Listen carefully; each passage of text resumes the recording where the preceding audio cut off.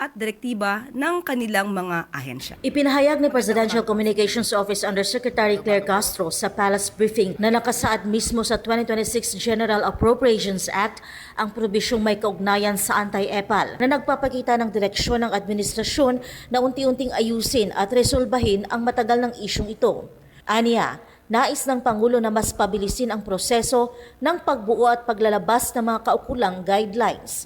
So kung yan po ang nakikita ng mga department heads na dapat ay mas mabilis, tignan po natin kung kailan po nila magagawa ang kanilang mga guidelines. Dagdag pa niya na itanong na niya ang usapin kina Secretary John Vic Remulla ng Department of the Interior and Local Government at Acting Secretary Rolando Toledo ng Department of Budget and Management kung saan inaasahang maglalabas ang mga ahensya ng kani-kanilang panuntunan kaugnay ng anti-EPAL policy.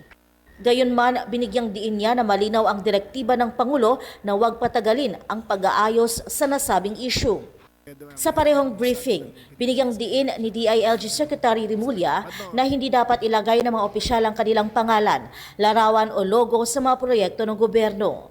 Ang dapat lamang makita sa proyekto ay ang pamagat, petsa ng kontrata, petsa ng pagsisimula at pagtatapos at pinagmulan ng pondo. Ani Remulla, maaari nang magsampa ng administrative cases tulad ng suspension laban sa mga lumalabag sa patakaran.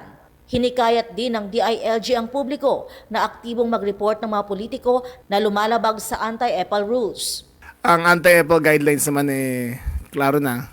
Pag may violation ng mga politicians, ang tinatawag namin ng mga mamamayan na picturean, i-post sa Facebook at pwede namin imbestigahan. Bagamat hindi pa opsyon ang pagtanggal sa opisina, naniniwala si Remulla na ang suspensyon ay isa ng matinding parusa. Suportado rin ng opisyal ang pagpapasa ng batas na magpapatibay sa anti-EPAL rules upang tuluyang pigilan ang self-promotion ng mga politiko gamit ang pondo ng gobyerno. So wala pa tayong codified conduct para dyan sa anti-EPAL campaign. It'd be a great help if the national legislature made steps para talagang mabawal yan.